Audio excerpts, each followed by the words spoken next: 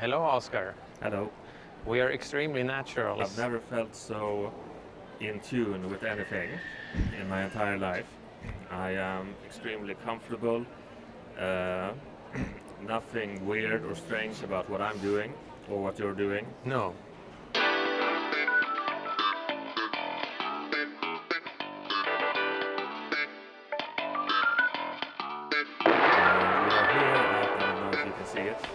We are here at the famous Swedish establishment. Furniture store. Which is, I was about to say co-founded, but I would say pretty explicitly founded by a weird Nazi man. Yes. Yeah, he was a weird Nazi. Yes. That is an inescapable fact. We are not, but even though we are not, we still spent 1.5 hours, plus minus a bit, watching. I would say mostly plus. Yes, mostly plus. Well, we'll get to that. Watching the Scorpion King within said furniture store. Yes. What is your initial impression of this experience? You mentioned when we were doing it that it reminded you of the Forest Watch or the Woods Watch, which I think is. In it is outside of the comfort of a home, so in that way it's very similar. But to me, it was probably understandably so a lot harder to focus. Yeah, in a way, it became a bit like the opposite of the Forest Watch. Yes. In the sense that the forest was very quiet. Yes. And like peaceful, aside from a few old bags and the stray dogs. Yes. But here it is not peaceful. No, we are surrounded by people. Yes, this is a war zone. That's copyrighted. You can't say that. This is a battlefield royale. Yes, there you go.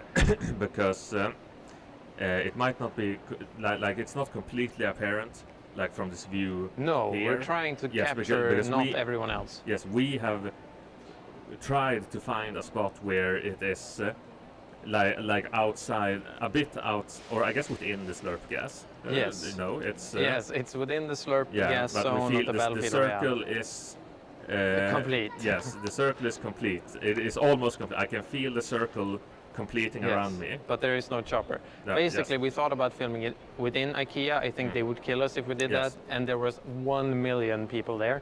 We're here on a Sunday, which I picked. We were going to do it yesterday, which probably would have been exactly the same, but I assume there will be less people here. But everything is open here on Sunday. Yeah. Which is odd. Yeah, everything is open. It's bad. Yeah, I don't like open. I like closed. Yes. I'm very closed-minded. I used to be open-minded, but I've become very closed-minded over the course of this project. Okay. I was gonna say that I don't think that's true.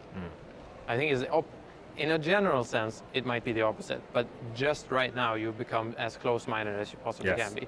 Yes. I have never, as much as like we watched the movie, we can get to the movie in just a little bit. I want to focus just on the IKEA thing. Yeah. You, I think, are more of an IKEA virgin, pardon my French, than me. And I would not say that I'm extremely familiar with, I'm not an IKEA person, as it were. You have really only pretty recently become a person that has actually been to IKEA. IKEA, yeah. I think the first time I was to IKEA was like 2 years ago, maybe 3 years ago. I think, no, it must have been when yes, when we helped you move to your, I want to say your first apartment. Yeah, the last apartment. That, in my mind, is like the first time I was at IKEA. Yes. Though I would say that, no, it actually, I can't remember. I think you guys helped me get the kitchen island, right? Yes. And that was not, because I lived without anything in my kitchen for a long while, because I wanted that island specifically, and it was never in fucking stock. It was a big conundrum. Yes. So maybe, let's say 2018, maybe. You were at IKEA the first time. So that's still, it's 2017. It was the end of 2017. Okay, the end of 2017. Because I moved in like September or something. But this time at IKEA we've spent here, we spent it exclusively in the it's called möbel display, I think, in Swedish. Furniture display. Yes, so not like you can go in here and you can pick things to buy. It's more like you can look at these things and how they would look in a sort of natural-esque environment. Yeah. Don't yes. And I have never spent that much time in there. Not ever. No. Not even with my family, who are more IKEA people than me. Absolutely. So how do you... Did you enjoy it? How did you feel about the furniture display area? It was fine. There were a lot of people, but until the very end, which we can get into later, I feel like the people didn't really matter that much, and I had a worry at the start that we would like run out of. Here's do IKEA thing. Let's do the IKEA. But I feel like we had a pretty good flow because we tried out a lot of different furniture. Yes, mostly. What's it called? I want to say lazy boys, but that's not correct. What's fauteuil in English? Armchair, I guess. Yeah, like armchairs, I guess. Like a reading armchair thing. That's mostly sofas, armchairs, some. Yeah, we did the boardroom scene. I think the boardroom scene was probably the most memorable. We did a bit of a LARP in a boardroom. I was the CEO. Yes. You were my prodigy, Adam. Yes. And I was very disappointed by the 4,000% decrease in profits. Yeah, exactly. Which you thought was like a 4% decrease or something like that. A 2% increase, I think. Yeah, 2% increase, but it was actually a minus like 2 million decrease. But it's mistakes to make. And we also did some hard analysis of a few scenes because absolutely. Skipping. Yeah, there were sort of these like. I would say those are LARPing. Yeah, they're like absolutely. LARPing, skipping. Yeah, those skipping. Squares with the kids, they jump on one leg on the numbers. And then they break. Yeah, their legs. So we stopped by those, and then we did that kind of thing like we were going to predict what the other person, like if they were going to grade it between 1 to 7, because it only went to 7. I predicted what you would think, you predicted what I would think, and then we had to give reasons for why we predicted then we would stand on the number that we thought corresponded to the other person's preferences, and then we revealed it. Yes, then we revealed it, and it was exactly as complicated as it sounds. Yes. And I don't know, what did you think about all that? Well, firstly, I want to say that we are sort of in this. I wouldn't call this a secluded area at all. There's lots of people. We have created like a zone, like people. People are nothing to do with us. They are them like a river. Taking wide berths around this area to. I thought it was interesting that both of us were categorically more positive on the scenes than we expected the other person to be. Do you think that was because of IKEA, or was it because of us? I'd like to say it was because of us this time, because I think we gave pretty good reasons for it. The scenes in question were the sucking scene, as it were, and the bazaar scene. The market. But I think both of those are somewhat easy to like in the moment. Yeah, in the moment, absolutely. It's the kind of thing when you talk about it like this. Yeah, it's like I want to like look in the camera and say I don't like those scenes. Those scenes are bad. Don't judge my taste. But it's like when you're there and you're watching it, it's like it's pretty funny. Yes, exactly. This is especially with the added context of 46 watches. This is 47, I think. We didn't mention it that this is 47. But this is 47, like the agent. Like Hitman. Yes. Exactly. That being said, that's sort of a cameo, I guess. Yep. I was getting to something. Oh yeah, I was going to talk about the actual movie. And I had a thought that I think you touched upon, because I was going to say it and then I saved it. We were sitting down to watch the last part of the movie. I'm going to say I had an extremely uncomfortable sit for the last part of the movie. But I thought that last scene with him standing up in the arrow pole and the sort of the jumping between all the viewpoints. Yeah. I thought it took so long. I think it's like 5 minutes in the movie maybe, and it felt like 15. Yeah, the entire experience was a bit like we watched the entire movie went by, like that. Yeah. And then the last 5 minutes took like the entire movie. Yes. Because of the circumstances. I should say the beginning of the movie was pretty slow as well, primarily because because my phone buffered. My phone buffered like I feel like I want to look at the camera. You guys know you're there, so I'm not going to look at you. But my phone buffered so much that I almost got upset. Yes. But I felt like I pulled through pretty well, and eventually it worked out and didn't buffer anymore. I was very thankful for that. Yeah, we tried the IKEA wireless, which sucked ass and didn't work. Yeah, it was no good. Didn't even get to the part where you could input a password. So no, well, you didn't have. I think there wasn't actually a password. The password was you had to accept their terms. Ah. Well. So it was sort of a pseudo password. Can you give me the time on that? 11 minutes. Okay, we have some time left to go. Yes. Because this camera will kill the recording in 15 minutes or so. Everything comes to an end sometime. Yeah. I had plans for us to sit down and eat like an IKEA hot dog or an IKEA ice cream or something. We did stand in line both upstairs and downstairs, so we did get that experience. But both of us, I think, are more excited to eat anywhere that isn't IKEA. Yes.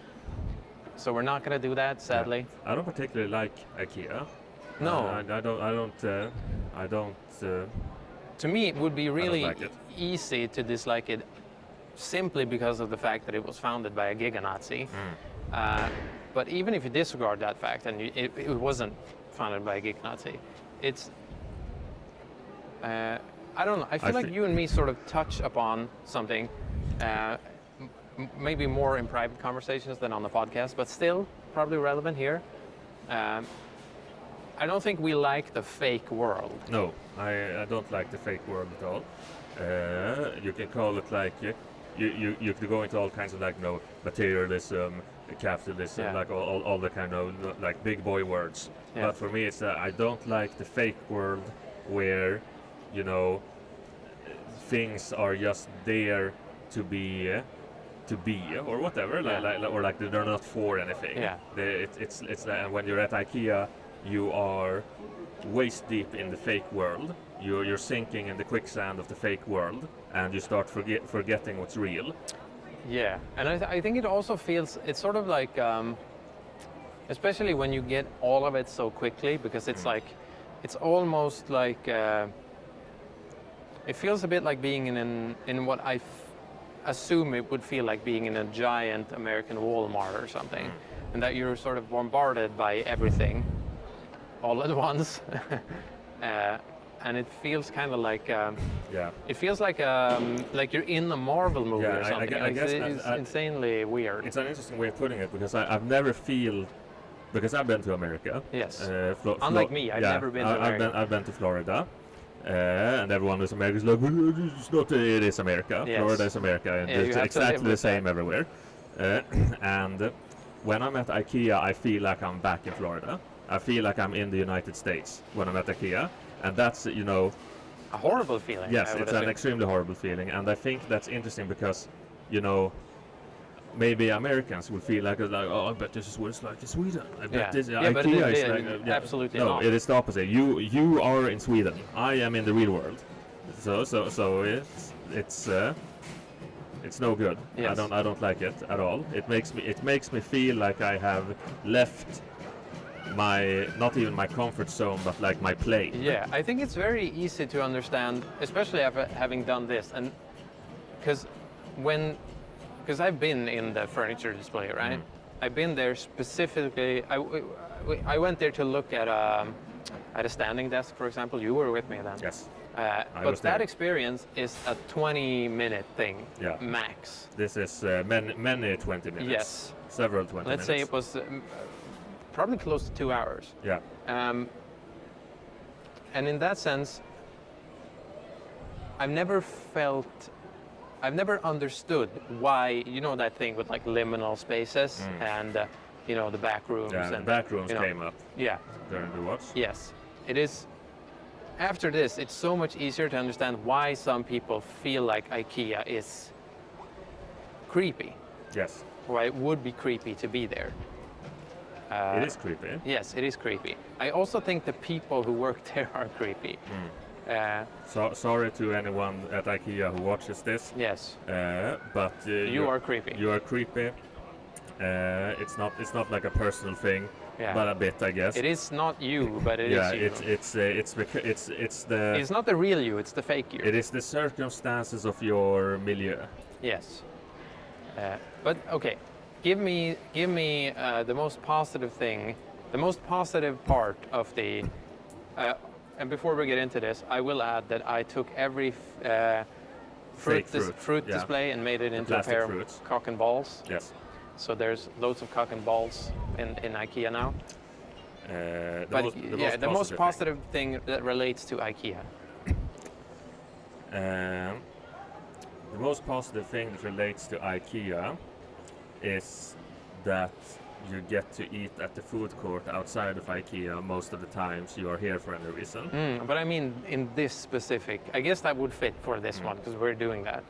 But within the borders of IKEA, I guess, I know, a lady offered us, or a girl, whatever, offered us a candy. Yes. As we went in, and Leeloo said no, and then I also said no. Yeah, I said no for the both of us first. Yeah, exactly, but then I went back because I unconsciously decided to think for myself. Yes. And like, I want a candy, Yes. and I took a dime candy and I ate it Yes. in a chair, and that was the most positive experience. You also left the trash inside IKEA, which I feel is good. Yes, but I only did it because there were other candy wrappers in that place. There was also the bread part of a hot dog in there, which felt weird to me. There was a giant cheese, which resonated with us in a way that we will not maybe disclose right now, but it birthed a wonderful concept. Yes. Not an entire cheese wheel, but a part of a cheese wheel. Of a cheese wheel.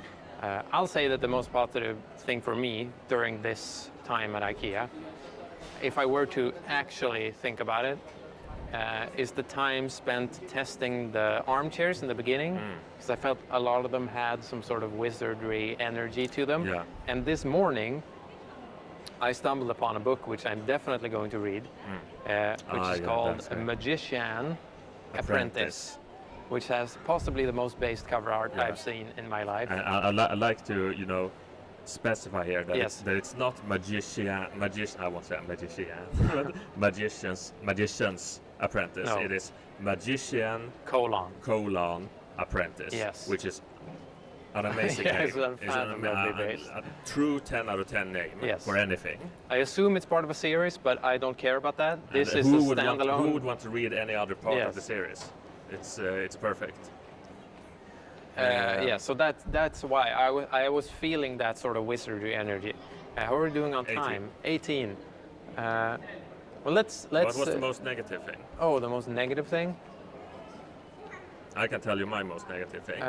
Go ahead. I didn't like that the computer voice lady kept calling me a gamer. Okay. Because that is already. I had already let go of you calling me a gamer and me becoming extremely upset like over the course of several days over that, because I do not identify as a gamer. But I had moved past that, that quarrel was put behind me, and then this and I think a lot about AI these days. So I don't like AI. I don't like how humans are gonna be over soon. But so it was a stab in the back to walk through IKEA and trigger one of those motion sensor things. They're like, are you a gamer?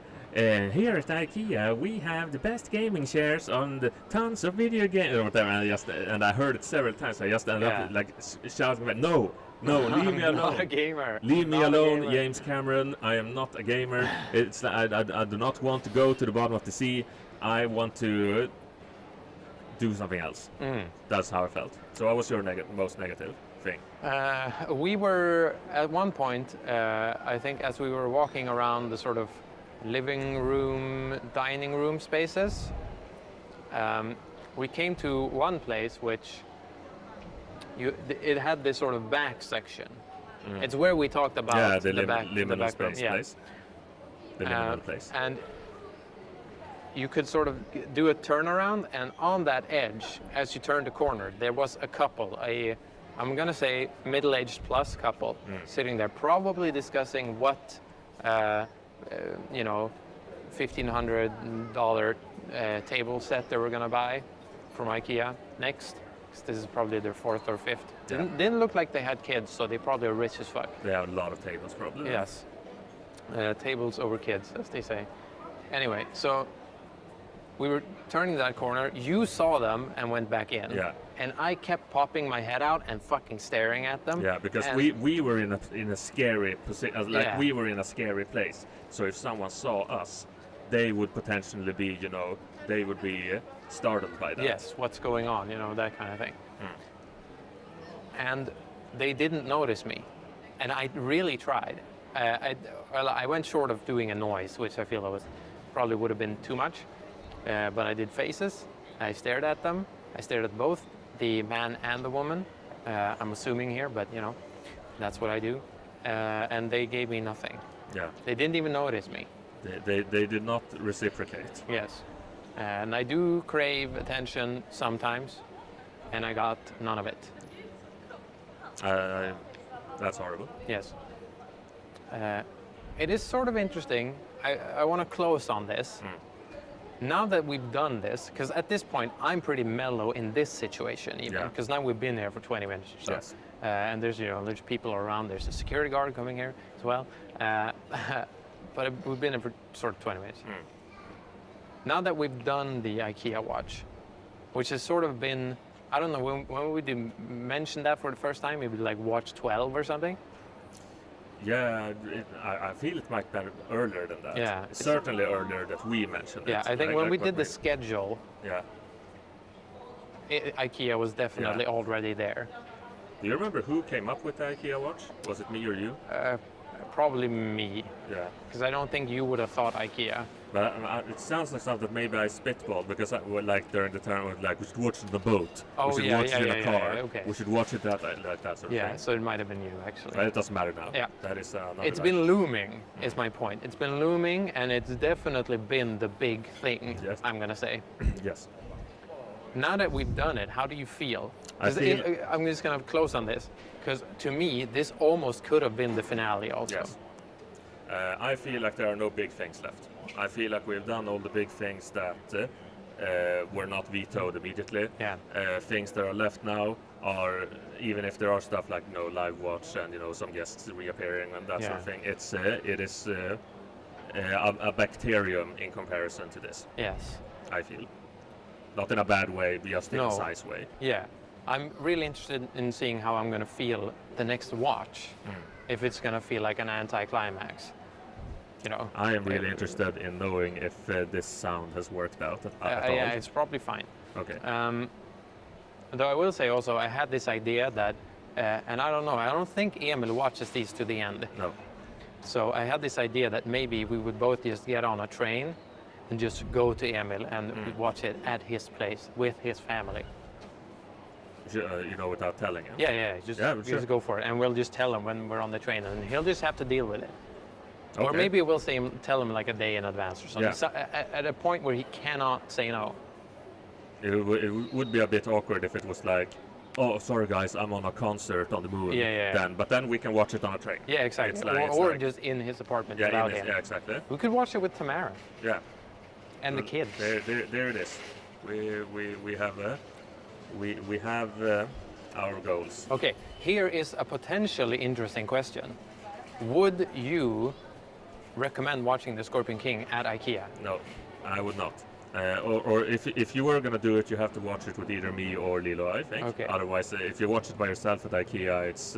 double sad. Yeah, you're just being weird.